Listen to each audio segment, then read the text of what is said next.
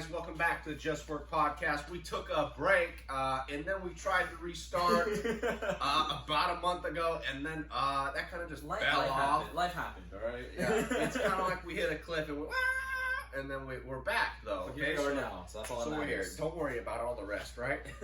COVID's fault, swear, like everything else is, right? Today we're going to go over Strength Theories Part 1. The idea here is to go over and do multiple different strength theories podcast, but for the first one we're just going over like basically strength methods, how to get stronger in a sense. Multiple different strength methods out there. So first we'll go over like what my belief and theory and this what is it? How do you say it? Philosophy, dude. Jesus I can't even speak Christ. English anymore. Eats Gym Boys once. They Yeah. say no, he's just brain dead. It's the sugar, dude. It's the sugar. It's the preservatives and all the bad shit. It's all the bad shit in Gym Boys, man. Just kidding. So Gym Boys is good.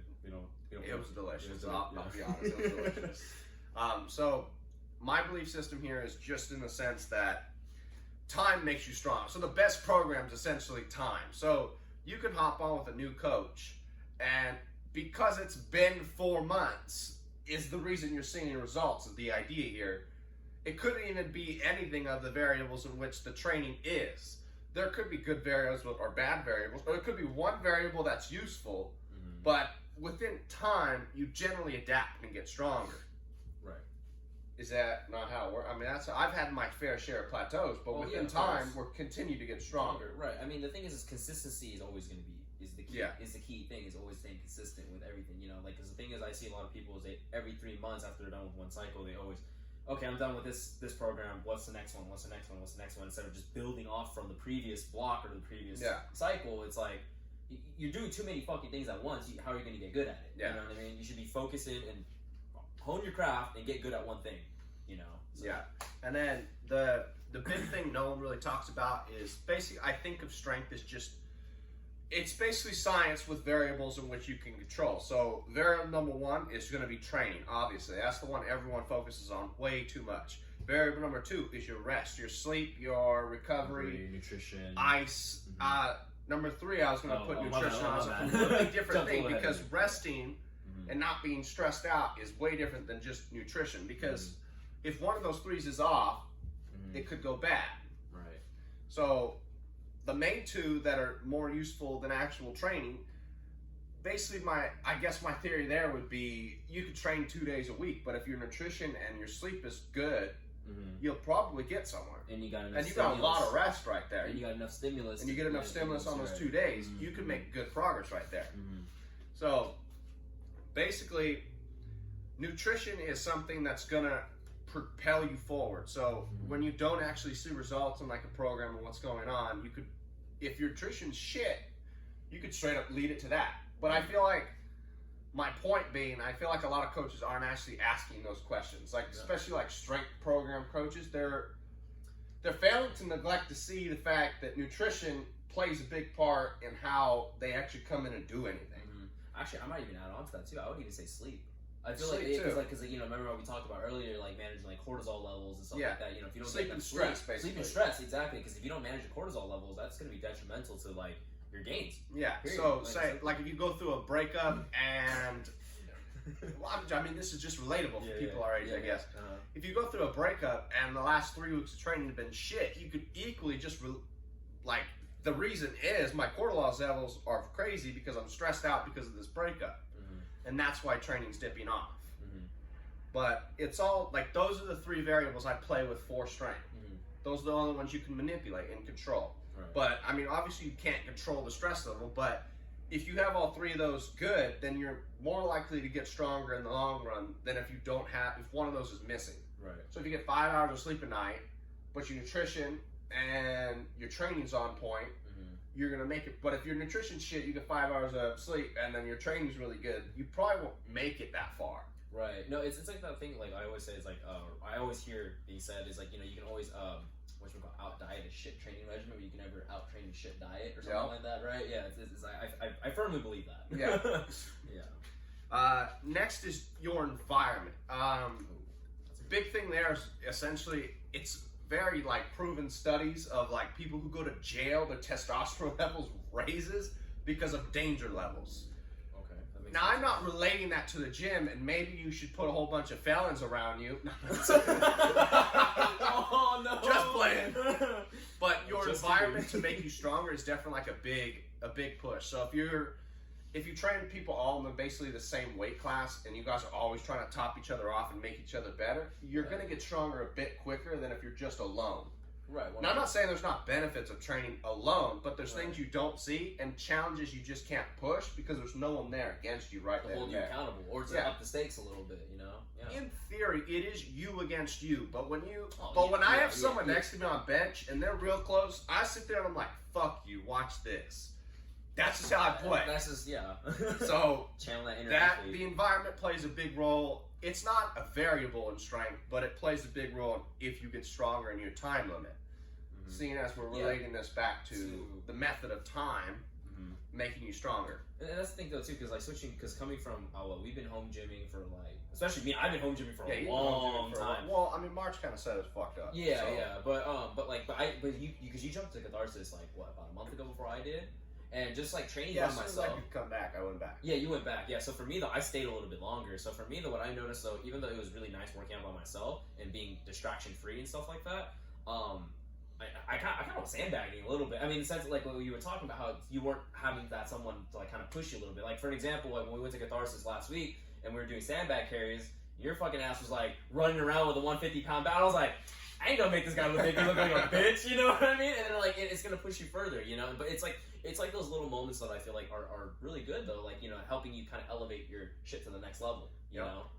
But Next, so basically, your environment's going to play an area, but we both have ran into issues where you hit a plateau, obviously. And I'll be honest, I'm not going to play with you guys. I did write Pilates in this intro.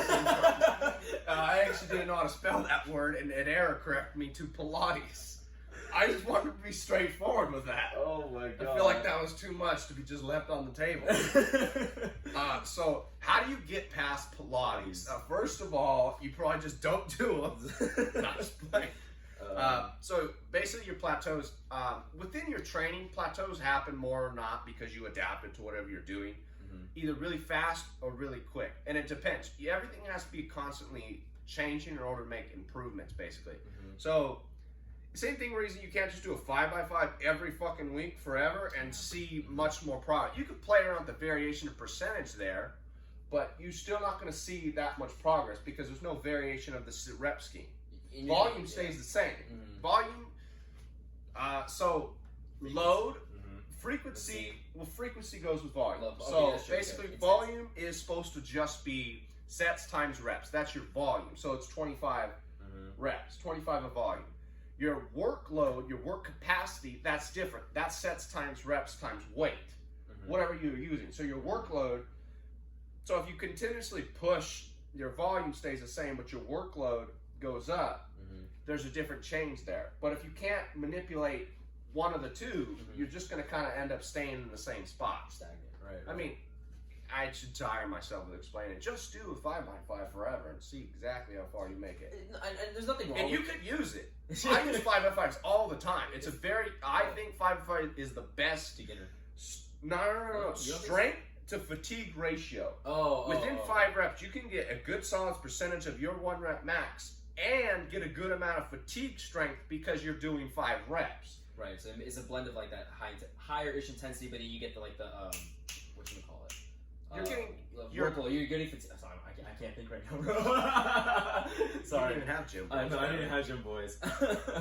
But anyways, going back to the thing though, well, I think though with like 5-3-1 and 5x5s, I really think they're actually really good for beginners, in my opinion. Just because it's like I think they're a staple throughout the whole thing. yeah, true. But I think it's really effective for beginners though, because it sets that foundation and that you're building that pyramid, that foundation, and that's something they can just like build off from. And then later on, when we get to the more advanced, intermediate, or probably more advanced, really, to be honest with you, you can probably throw in like different variations and get kind of fancy with it. Yeah, I mean, and you could always. I shouldn't even said that you can't get strong with the 5x5. If you have control of the variable in which the 5x5 is done, so you switch the bar or you switch the weight in percentage, with either band, chain, or you switch the position or the movement done. So say you have your regular 3 grips for bench, you have your legal grip for comp, you have your mid grip, and then you have your close grip. That's 3 different variables you can play with the whole year. So you can go 5x5 at increasing and lower percentages the whole time and do 3 different variations right there. And say you throw an incline, that's a whole month's worth of 5x5s. Sure. I think that could make you strong. I mean, end of story. I would use that. Yeah. That's pretty solid. I mean, you're hitting every weak point. That's true. I mean, yeah. Your close grip's going to work on your lockout. Your mid grip's going to be more lockout, more explosiveness of chest. Your legal comp grip's going to work on your stability and your actual comp pressing. And incline's going to pump up them damn shoulders and your upper chest. So that's going to work. I just made a program on the podcast. What a win. Subscribe to your free bench program here. Yeah, exactly. Podcast link down below. I mean, you can do that for squats too, though. So I don't want to like mark down anything, basically. I mean, that's why I said in the beginning, I guess I only believe in like the idea of time is going to make you strong. Because literally, I think there's so many different philosophies. There's so many different philosophies that go around. Now, what I know, don't bullshit them. So like if you want to do conjugate, or you want to do 5-3-1, or you want to do block, you want to be linear periodization, don't be mixing all of them.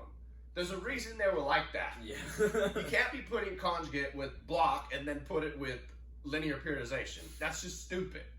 Yeah. There's people have done the research and done the testing with clients and shit like that, and that's why they're like that. You're not gonna make the new greatest thing. Like, chill. Right. Especially conjugate. That shit came from the Russians. Like it's a staple. They already fucking knew it was gonna work. So we rolled right into what we were talking about. Different programs. Look at that. Look at that transition. We're getting better We're at this. good at this transition shit. Basically, any program could make you stronger. Any coach can make you stronger. But referring it back to those 3 things that we call this like staples of strength: your training, your sleep, and your nutrition. Those 3 are all going to contend with that. So any program will work.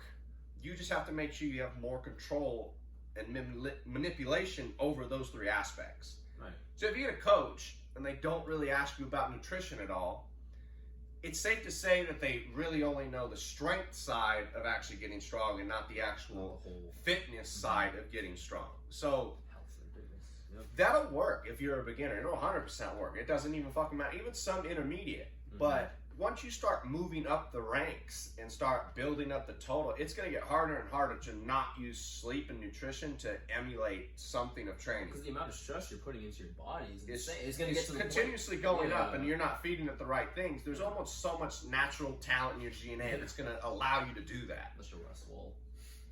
No, because his nutrition's on point. That's true. The guy's and his sleep's probably on point too. Everything's on point. So that's what I'm saying. Like, and he's got good genetics though too. Yeah, like so. Louis Simmons will shit on linear periodization and be like, it doesn't work. But as you see, a lot of people are able to use linear periodization to get really strong. So it's not that it doesn't work. It's just if your nutrition and your sleep's not on point, you could. But I do believe you can plateau really hard. Oh, 100%. Yeah. Really hard in that system. Yeah, and I think it works better for like the 1% type athletes. So the people in powerlifting that should have been in the NFL, basically, instead of this damn sport, but they were 5'6". Poor Rich. For Richard. Basically. Yeah. So they're already natural athletes. So people who aren't already natural athletes or don't have as much good DNA evidence to show. I'm using that excuse though, to be honest with you. No, I don't like using the excuse, and I don't think you know until about maybe 5 to 10 years of actually putting in fucking work to understand if you do have that natural element to it. But I think you just need to continuously, like, if you don't have the ability to be that 1% guy, there needs to be more manipulation on what's gonna work. So the way I program is identify the weakness, address it, fix it, end of story. That'll always work. Right. If you got shit triceps, we're doing tricep work. Close grip, and we're gonna push the tricep work, and you'll get stronger because your triceps are weak, and there's only one way to go when you're weak. It's strong. Right. Like, you're at the lowest of the totem pole. There's only one. You can only go forward, basically. I don't ever know. I guess if you eat shit, yeah, no, you're gonna go forward.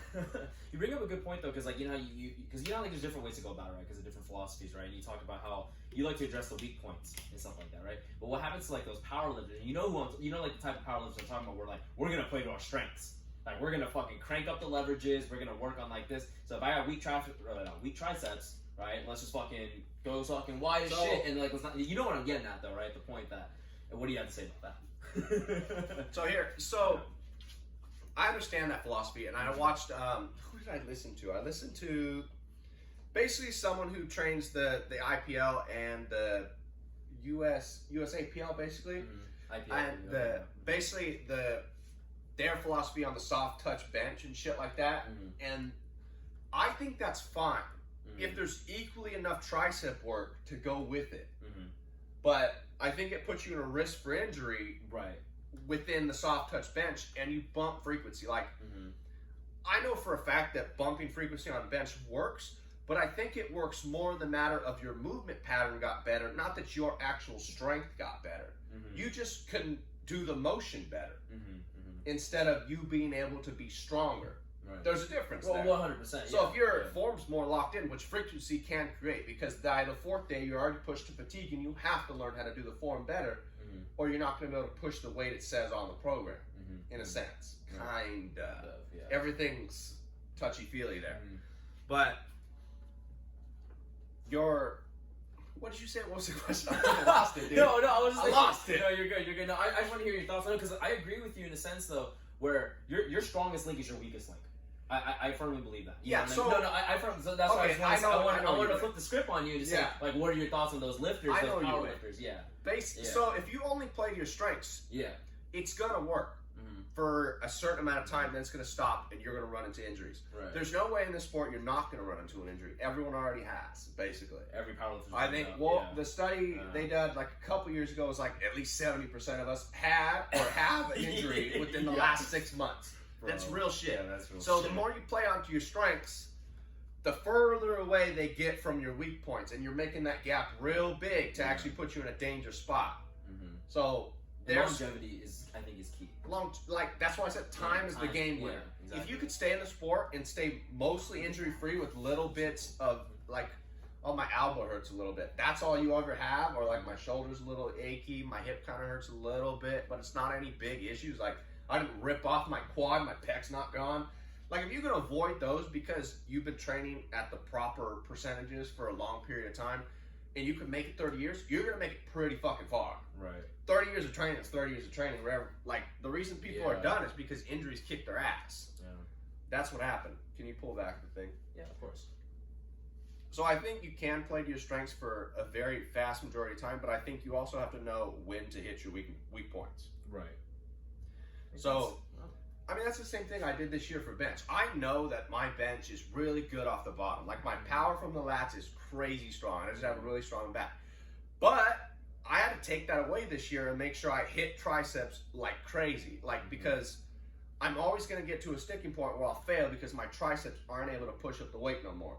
So I had to reteach myself to be more tricep dominant, and I can feel it now. You really I click out of that bottom. I remember. That top. What was it? 4 inches on up, right? Because I remember you always had trouble. I always had trouble locking out, and now I sometimes I don't even feel my back. I just muscle the bar with my tricep. That's what I want. The bigger your triceps, like literally shoulder injury, triceps, elbow injury, triceps. Have a stronger tricep, and the bench will be a lot easier. End of story. That's how it works. So now we're at best programs in our opinion. So it's no program's worse than any other program. It's just what program works for you. And that's been some bullshit they say all the time, but that's exactly how the fuck it works. Bro, consistency and time. Like that's exactly how it works. Yeah, whatever works. So if you've done linear periodization for 2 years, but this is where I'm like contradicting myself the whole way through here. So if you've done a program for multiple years now and you're not seeing as much progress as you think you should see, sometimes it is time for a switch.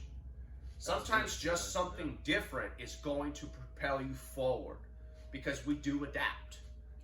Like me and Rich just hit hella volume in these past 2 weeks, and I guarantee you next week we'll adapt even harder. And so it'll get less and less every week. That's the basis of linear periodization. The back end of the actual program is a lot of volume. You have to be built up for that. And then by the end, the volume drops off a lot and your strength moves very far up. You're accommodating to that. So basically, any program's going to work, but it just depends what's working for you right now. So, but if something's really working, why switch? If it's not broken, don't fix it. Exactly. No, so, and you brought up a really good point though, because like for me, I was like on that basic linear progression. Was it you saw my programming before all this, yes. right? And then when you switched me over to like that conjugate stuff, my shit, like with all that extra volume work and everything, like I'm getting gains that like, yo, I'm 162 right now, and this is the leanest and strongest I've ever been at 162. Yes. So it's insane. It's my only problem with linear periodization, I feel like it puts people in a lot of risk for injury. So frequency is a big portion of Boris Shakos and linear periodization's ideals. So if you want a better squat, bench, or deadlift, frequency, that doesn't work for everybody. Yeah. Like, you put yourself at risk for injury, especially if you're not comfortable with the positions you can be in. So I'm all for the be uncomfortable type attitude of it. But if you bench or you squat and your shoulder's aching every time, you're at risk for injury. Like, that can seriously lead up, especially every time you hop under the bar and you have to like warm up for 30 minutes. First of all, warming up for 30 minutes bullshit. Quit warming up for 30 minutes. I feel attacked right now. I'm just saying. No, you're right. No, yeah, you're right. Yeah, you're just prolonging. You're not going to adapt to the pain. It's still going to hurt. There's a problem. You need to address it. And the only way linear periodization to address it is they're like, rest, stop. That's my problem. There is, if you were to do conjugate, you could avoid the whole problem and just isolate that by itself. My shoulder hurts. You could only do football bar with bands or chains. So basically, I can make a program right now for Rich. End of story. So obviously, we're avoiding his shoulder injury. So we're going to go board pressing, because that's only going to be tricep work, and you're really not going to get a lot of shoulder rotation. So the problem with the bench press is basically when you bring it down here, the shoulder rotates within your actual shoulder to get that bar there. We avoid that by putting a board on top of us and limiting the range of motion for him. So if I put a 4-inch board, 3-inch board on Richard and use bands and chains with the bar, I can use a Duffalo bar and a regular bar. That's already 4 movements, and then I can use a football bar with chains and bands, and then I added, 3 movements? So we have 7 movements to work around your shoulder injury already, and you could just continuously cycle those in 3-week waves. I just avoided his whole shoulder injury, and he could still get stronger. Whereas linear periodization, let's go lighter. That frequency can help, and it can build up the muscle, but it's still going to prolong the actual healing of the process instead of avoiding it. And then I can prescribe Richard, not a doctor, no prescribing, not a licensed physician, suggest that he does single arm 2.5 pound shoulder presses to work on that shoulder for 100 reps. So basically, if you can't go up in weight, just up the reps. So that way you can build the muscle too. Either way works. Right. You could build a lot of muscle. I mean, look at Jay Cutler and Ronnie Coleman, basically. Jay uses really light weights for a lot of reps. Ronnie's like, let's squat 800 for 2. There's a difference. But who's hurt right now? Look at Jay's fine. Kai Green, bro, he's like 220. He's benching like 225 for reps in full control motion. That dude's huge. So 225 is like nothing for him, you know. So, that's where it comes down to as far as like risk for injury, and that's why I like conjugate for safety. But there's also conjugate in the idea that it can fuck you up. I'm talking about like a controlled conjugate where I only did those movements. Right. If you put Richard in an environment where conjugate's full conjugate, he's going to be put in a close grip banded bench and he's going to get fucking wrecked. Right, that's going to fuck up my shoulder. So we're doing a controlled variation, but the important thing with conjugate is you could use it with a regular bar even and just move your grips around. And there's different variations to come out of that. And there's floor press with the grips. There's all these certain type of things. Linear periodization has its perks. So if you are a beginner lifter, I truly believe that linear periodization is going to quickly get you acclimated and adapted to powerlifting. Frequency is how it's done. So if you want to do bench, they'll probably start you off with 2-3 days of bench, 1 day of squats, and maybe 1 day deadlift. And then after a while, they start moving things around to 2-day squats, 1 day deadlift, and then 2 times bench. Or they'll do I mean, Boris Jacobs has you squatting every day. Dude, and shit. yeah, that dude's Which, nuts. Yeah. For some people it worked, and a lot of people, they just have hip injuries now. Yeah. So it's not always going to work. That's the problem there. Now, but I do believe in linear periodization if all three variables are key. So my training's on point, my nutrition's on point, and my sleep's on point, I'll be fine in linear periodization. I probably can make it pretty far. Deloads, important in that whole thing, because as you play with the percentages and linear periodizations, deloads need to happen more often, because especially if you go off RPEs, this is why I don't like it. Basically, everyone just fucking maxes out every week. Yeah. So you want to say it's like for days.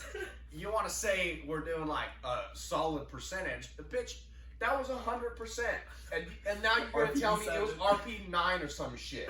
Like, get the fuck out of here, dude. Every time, like people push the idea that but I could add more weight, so that means I could do more reps. No, motherfucker, it's a whole full rep.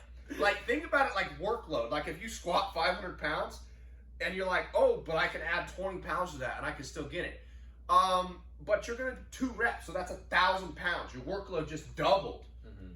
Right. Like, doubled at 100%. So you need to chill with that. And I also don't believe in. I don't like RP for the simple idea of, it's RP 8.5.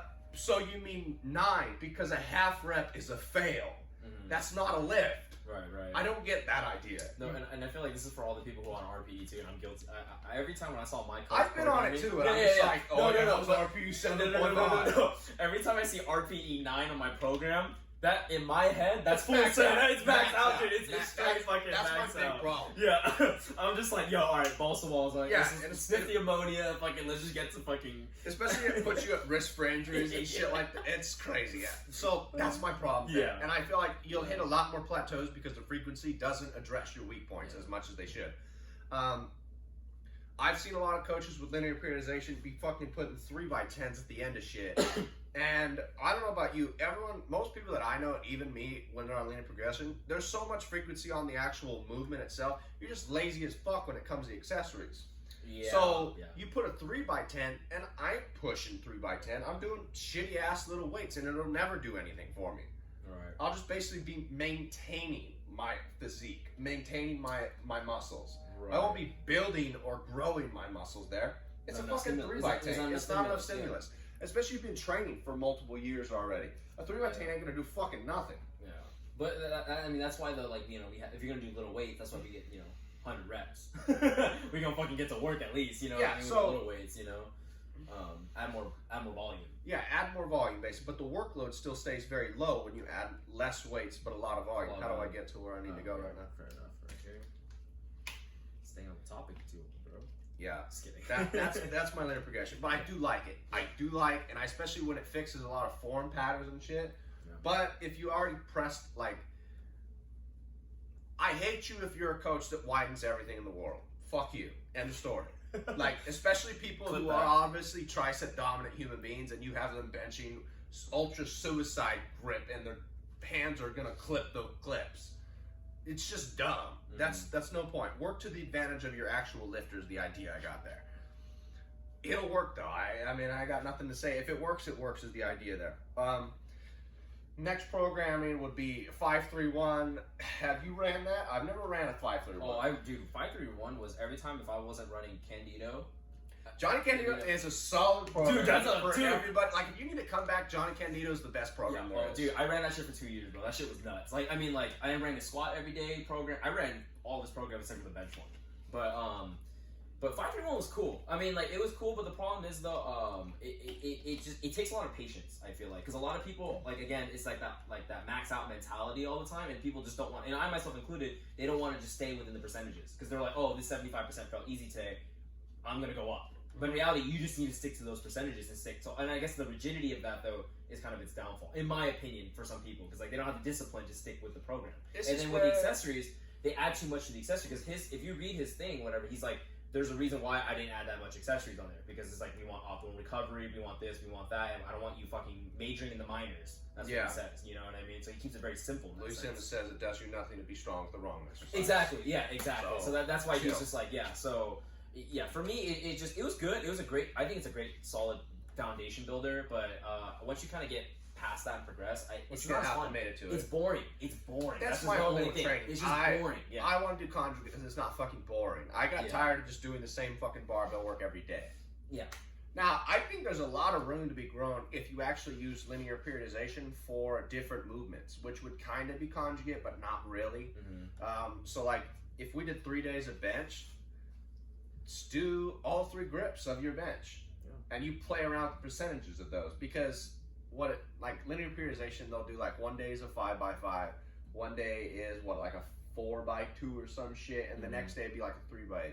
Use all 3 grips for that. Yeah. And you're not avoiding any weak points. You're addressing all of them at that point. Right. So, but the problem there is the idea is the percentage. Your percentage would have to go down, because if you're not very good at that, this is where, like, be strong wherever they push you, basically. So if you're a really good wide bencher, you know what's going to help your wide bench if you become really good at close grip benching too. Like, don't have a weak point. Don't, like, if I were to put you in a contest and I was like, we're the same size and you're a really good wide grip bencher, and I was like, all right, fine, we're going to go close grip, and you suck now, that was a problem in your training. That's a flaw. You've put yourself at risk there, because now that's a real big flaw. Your triceps aren't strong enough to lift what you actually think you can. So, I mean, even you'll see Sean Noriega do that. Like, he's got a crazy ass bench where the arch is insane, but the guy can actually do a solid ass close grip benching. He's not weak in the triceps. Right. He knows that, because if you up the load, you need to be able to handle what's going on if something doesn't go right and you're a little bit lower than you want to be. Right. Basically. Advanced 5x5 was a long time ago. With Elliot Hulse as the first place. It's the first place I saw that. And essentially, I never ran an advanced 5x5, but I know they ran it. They ran it on more like it was like a month basis, right? And you were just playing around with the percentage. You do like 65, 70, 75. You just went up. You just kept fucking going up and up and up. Yeah. It will, like, I believe in that one for beginners, and even if you just haven't done it in a while, basically, because you're upping the percentage of something that's going to be 5x5 is my favorite set of volume, because you're upping your percentage. You can do that with 5 reps, and you're upping your fatigue ratio. You know what's funny? You know, remember how I lost my train of thought earlier? I remember what it was. Hypertrophy. That's what Yes, I was. that's what I was saying. I was like, it's 3 reps is not really enough to get hypertrophy kicking, right? But 5 is, and pushing good It's percent. like that sweet spot. I mean, I get a 5x5 at 85%. So that's 50% lower than my max. That's pretty crazy, and I'm getting hypertrophy out of that. Yeah. So I'm getting the right muscle where I need it in the right lift. So that's going to work very good for you. Long term, I don't think that'll work. It's not sustainable. No, because what I found was, for me though, it was great though, because like I was like, when I first got into powerlifting, that was the first ever program I ever got into was Elliot, because I remember I was a huge Elliot Hulse fan, right? Elliot was like, he was the best. Oh, he was the best. Yo Elliot was the shit. If you weren't like 12 or 13, how old were you when you first ran into high school. I was like 13 years old, and I was like, bro, this guy's what's up, man. He taught me how to be a man. Yeah, exactly. No, but what happened though was I built a really good foundation in strength. But what happened was that once I started getting to like 295s, 315s on squats, I just couldn't get to the point where I'm like, this is just too heavy now at this point. Because you have to, if you miss a lift, you got to dial back. Yeah. And the problem is I kept dialing back too much, and I'm like, okay, well, there's something, I'm hitting a plateau now at this point. So that's the only thing you kind of have to worry about. But again, though, it built a great foundation, though. Again, yeah. You know. I mean, I guess I missed the program. I think the advanced 5x5 will get you pretty far, and especially if you just come back from COVID and you haven't trained for a while, I mean, it'll work pretty solid. I think so too. Yeah, I think 5x5 is the perfect range, exactly as I said, of your percentage and your hypertrophy level to be able to work together. I think a 6x6 is way more hypertrophy. You got to think about it. A 5x5 is 25 reps, and you multiply that by workload. I mean, say you do 100 pounds, that's 2,500 pounds, basically. And then if you do a 6x6, that's 3,600 pounds. There's a big difference on the workload there. Yeah. Over 1,000. So 6x6 is more hypertrophy. And basically, the 6x6 comes from Louis Simmons' conjugate thing. I'm not sure, don't quote me on it, but I'm pretty sure he used it for Greg Panor's bench, where instead of doing max effort work, he just did a 6x6 until he couldn't go up in weight no more multiple weeks. And then he went to an 8x8, and then he went to a 10x10. You are just blowing out the volume workload. And then so basically by the time you're done with that, you are acclimated to a lot of work capacity. Right. And that makes you strong. Like, your work capacity makes you stronger, in my opinion. The more you can work. Right. But at the level of which you can recover from. You need, like, the most important thing is finding that optimal level of work capacity and being able to recover from that. Right. That's what's going to work really good. My 5th program here was called Max Out Every Day, which is everybody that's maxing out every day. You're a fucking idiot. If you can recover, sure. But maxing out every day, like the more you test your strength, the less you get, you're gaining strength. That's the way I see it. Yep. I'd make very calculated decisions on when I max out in lifts. Like I'm 100% fine working all the way up to like tripling something that's 5 pounds below my max and not going, oh, I need to max out. No point. If there's no fucking comp, like. Right. I failed to see why I need to. My gym lifts don't matter anymore. Like, if it doesn't show something in the comp, then I'm just stupid. I put myself at risk for injury. Because if I do it wrong, then I could be out.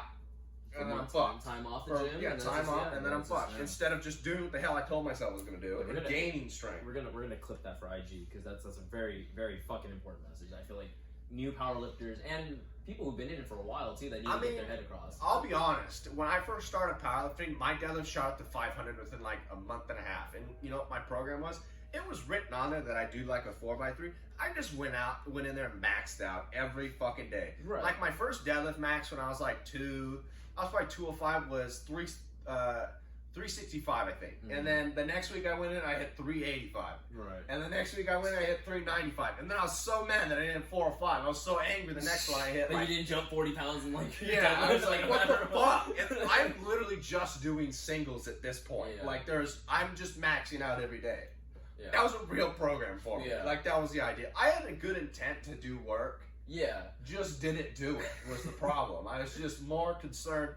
So I know what it feels like to be young and you're like, I want to hit this shit. I'm gonna hit this, man. I'm gonna hit this. That's what's gonna happen. But I got all the way to 500 like that. Like, and it works for some people, but see, and then my back's hurt. So exactly. Look where I fucked up. If I would have took my time and actually built some ability, like my weakness is my back, it might have been fine. Yeah. But no, my jackass decided not to. Exactly. Don't do that. Just do what it was said to do in your program.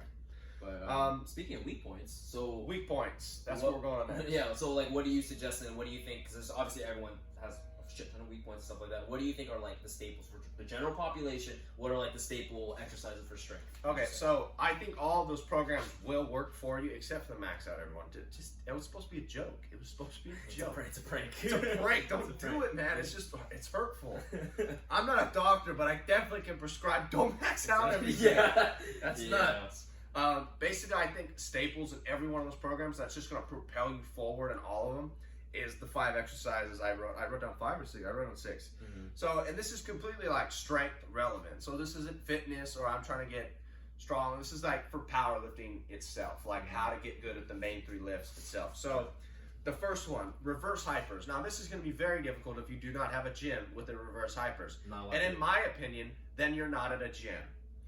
Sorry. Hey, shout out to go to a gym with that.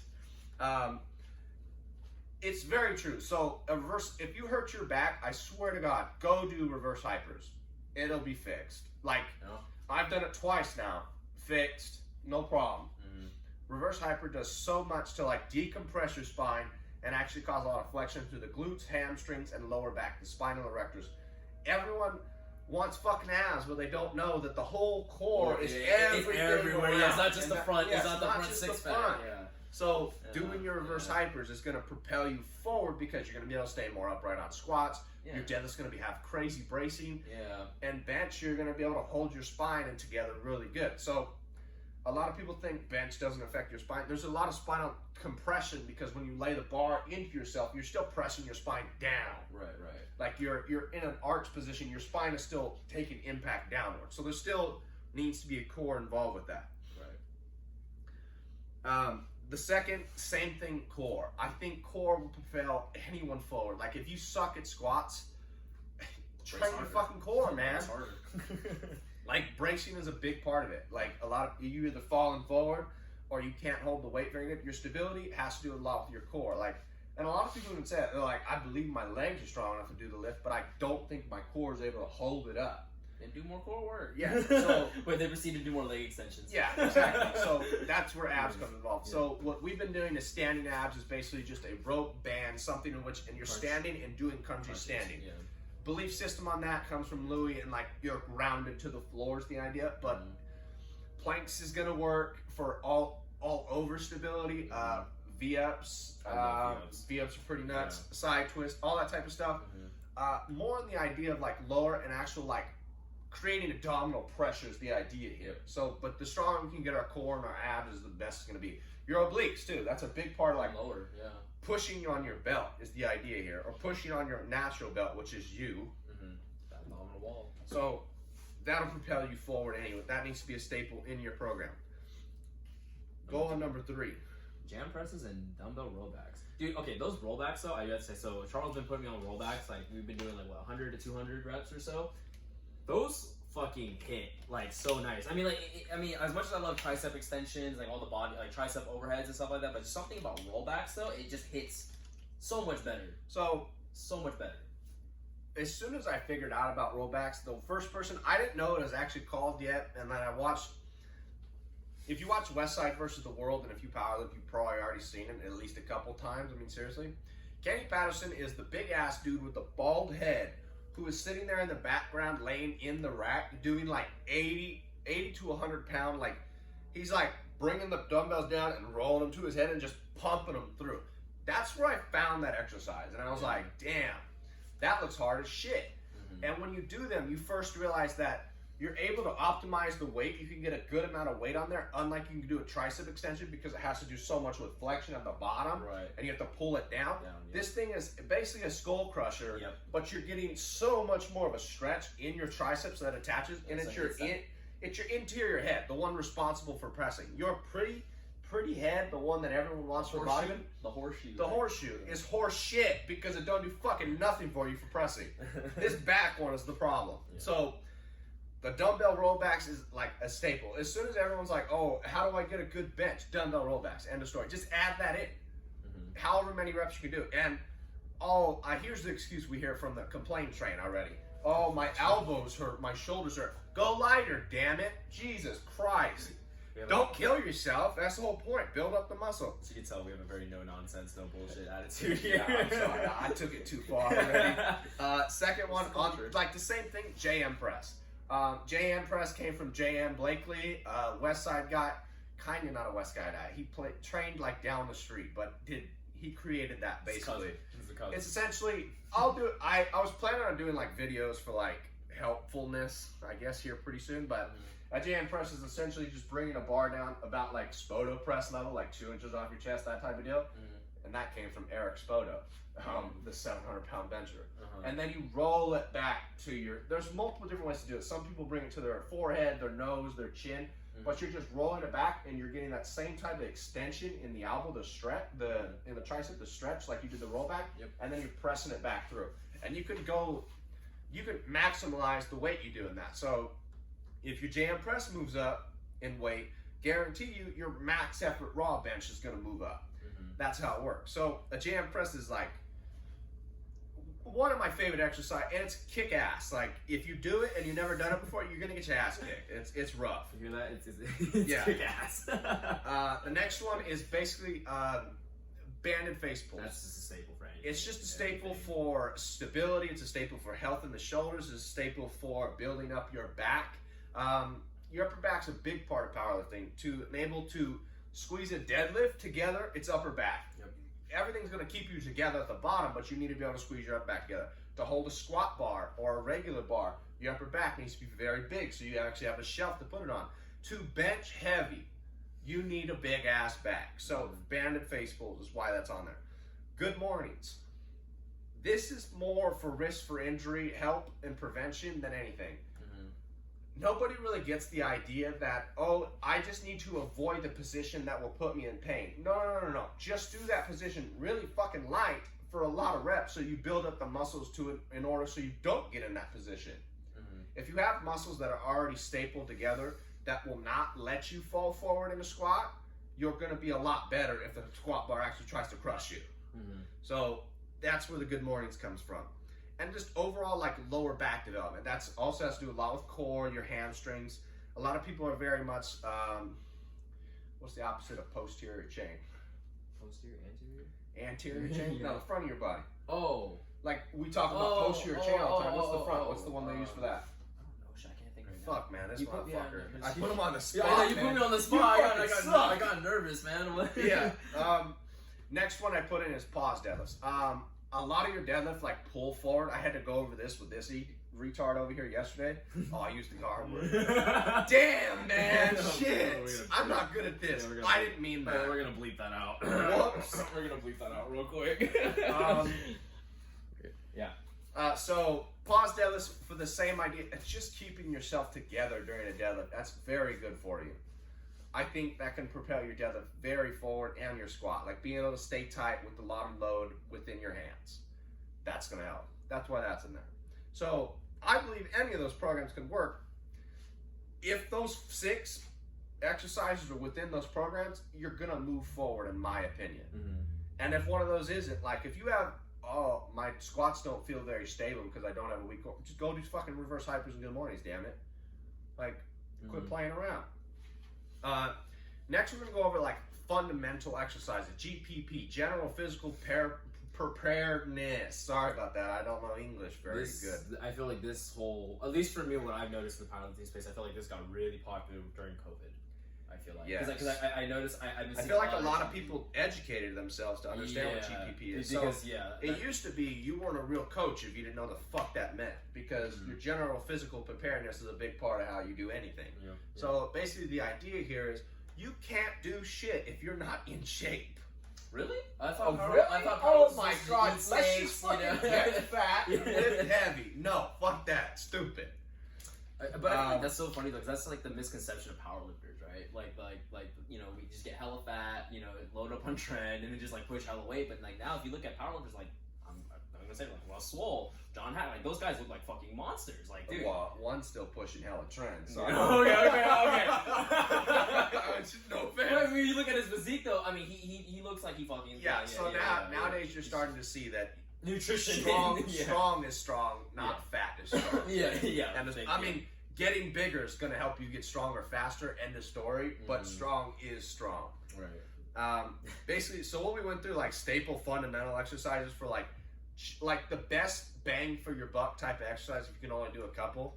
The first one is going to be a deadlift. End of story. Deadlift does fundamentals to build overall the whole body. It's going to work hamstrings, calves. It's going to work your forearms. Going to work your biceps, your delts. Your back, your core. The whole fucking, except your chest. Maybe it might pull one of them off if you're real tight. That's about it. But for fundamental strength and development, deadlift's going to propel that area and field. That's the one that's going to hit a lot of muscle groups for a short period of time, and not a lot of actual work capacity has to be done to actually hit all those muscle groups. True. Dips. Next is dips. Why? Because I truly believe if your bench is shit, go do some fucking triceps, damn it.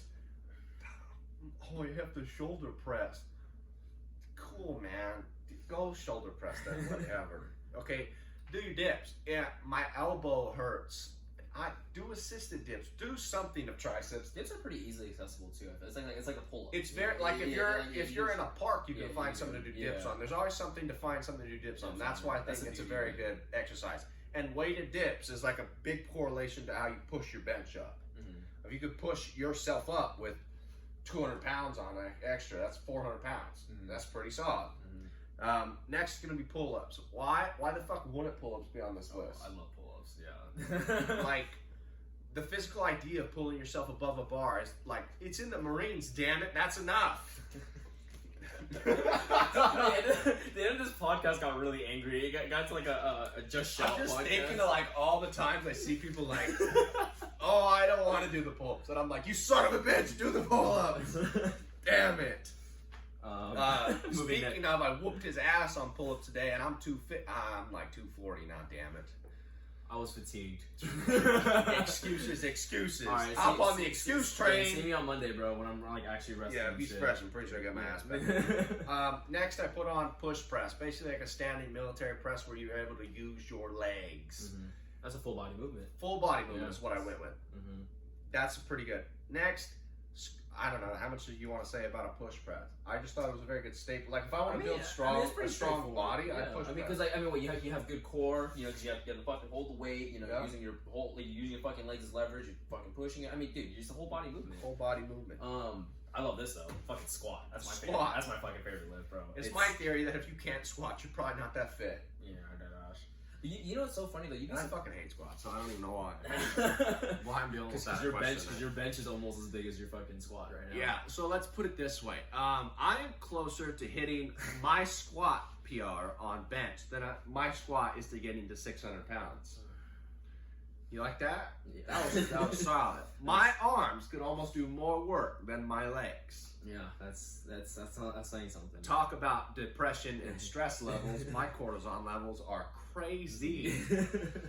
But yeah, no, squat I think is really core fundamental. You don't need just a barbell. You can do it with any. Dude, I've seen people with water jugs.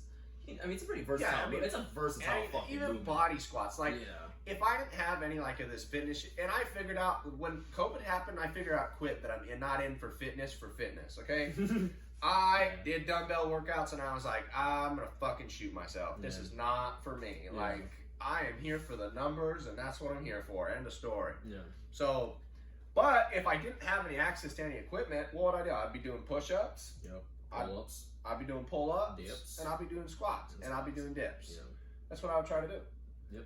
So squats on there for that period and build your whole fundamental of your legs. Next, what we didn't put on there for general physical preparedness is your conditioning as a powerlifter. Yes. If you're conditioning shit, how the fuck are you supposed to get through a whole workout? Yeah. You cannot raise your workload capacity and your volume if your conditioning is falling off the roof.